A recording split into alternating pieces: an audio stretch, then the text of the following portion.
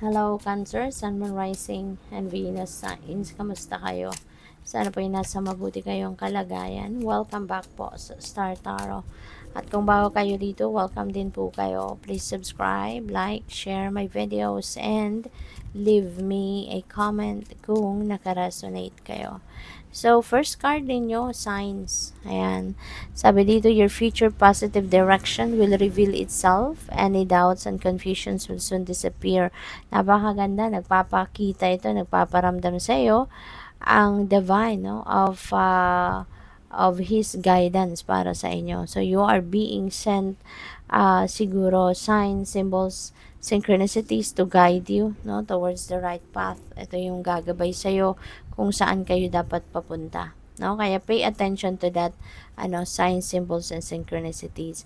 At dahil sa guidance na yan, papakita sa'yo that the divine is going to show you the way kung saan kayo dapat papunta. Kaya mawawala na. Siyempre makikita din ninyo yan at mawawala na rin yung mga pagdududa ninyo, mawawala na rin yung mga confusion ninyo, something like that. So, we also have care required. Ayan, guard yourself against deception and be careful of making foolish mistakes at this time. So, pag-ingatan ninyo ang inyong sarili, bantayan ninyo ang inyong sarili. Mga valuables ninyo, tangible and intangible, kasi po pwede, no, na meron dito mga tao that are deceiving. Baka meron dito mga tao na dadating sa buhay ninyo, mag-show up, at yung pala lolokohin lang kayo or kumbaga bubudulin lang kayo. Kaya be careful of kung sino yung mga dinideal with ninyo. Be careful sa mga tao kung ano yung mga ginagawa nila, diba? Maging aware ka, okay? Or yun, kung ano mga ginagawa or sinasabi nila. So, maging careful ka dyan. Maging vigilant ka. So, we have achievement. Enjoy the limelight. You've earned it. Although, on the family won't upfront, someone's health could cause some secret worries and sleepless nights. So, siguro sa ngayon, may achievement ka. No? Meron kang makakamit, no, na tagumpay dito. Pero, yun nga lang, no? Maging maingat ka din. Kasi, parang meron kang stress no? Meron nag-i-stress sa'yo. Kasi po pwedeng meron kang kamag-anak, meron kang kapamilya na medyo may issue, no, sa kanyang kalusugan. Kaya po pwedeng nag-worry ka din about them. Kaya hindi mo rin kumbaga nai-enjoy yung limelight. Hindi mo rin nai-enjoy yung kasikatan mo or yung achievements mo because nagwo-worry ka about kamag-anak, no, or kadugo mo na siguro merong mga health issues, no, na pinagdadaanan. So, tingnan natin kung ano pa ang mga mensahe para kay Cancer.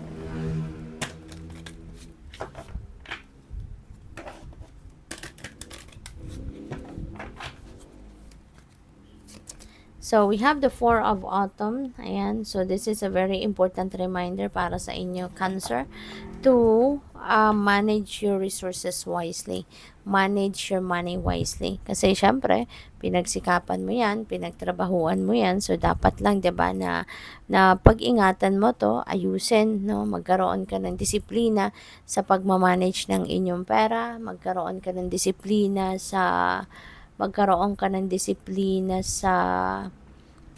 tawag dito sa pag-budget, no, yung ganon, at paggastos. Kailangang nasa balanse ka lang kasi mahirap, no, kung kunyari nakaalat na yung budget mo para sa kung ano man, nakalista na, pero baka meron kayong tendency, 'di ba, na mag-overspending, na merong impulsive buying, yung ganon. So, masisira, no, yung budget ninyo. Kaya, kailangan na nasa balanse lang ang lahat. Dapat pairalin mo yung inyong financial discipline, maging stricto ka sa sarili mo para hindi ka ma-hurt, no, financially. So, we also have Prince of Autumn. Ayan. So, sabi dito, no, cautious but with wise action. So, pwede, no, na magiging ka ngayon, you will be meticulous, you will be taking meticulous attention to detail, no? Pwedeng Kasi mas natuto ka na sa buhay, marami ka ng pinagdaanan sa buhay at experienced ka na, kumbaga, no? Seasoned ka na in terms of life experiences. Kaya ngayon, mas maingat ka na, mas matalino ka na, mas wise ka na. So, which is really good. Kaya meticulous ka na, no, sa pagtingin, no, sa mga detalye ng mga sitwasyon sa buhay mo. So, which is really good. Kasi, ibig sabihin nito, hindi ka na yung, hindi ka impulsive, hindi ka na basta-bastang nagte-take action na hindi pinag-isipan, 'di ba? So, this is a good development, no, sa inyo. Kasi, sa ngayon, talagang kumbaga magiging sigurista ka na, magiging mas matalino ka na, no, sa pagdidiskarte sa buhay. So we have Chariot, may travel siguro kayo, Cancer, maybe you're going somewhere, you're going to travel somewhere, at pupwede rin na kung ano man itong, pupwede yung travel na to would be related sa trabaho, related sa business ninyo or sa career ninyo, no? So, pupwedeng ganun. Pupwede rin, no, na yung travel na to is siguro mamamasyal ka because this could be like a celebration mo, no, sa kung ano man yung mga naging accomplishments mo, no? So pwedeng ganun ang ganap dito for some of you.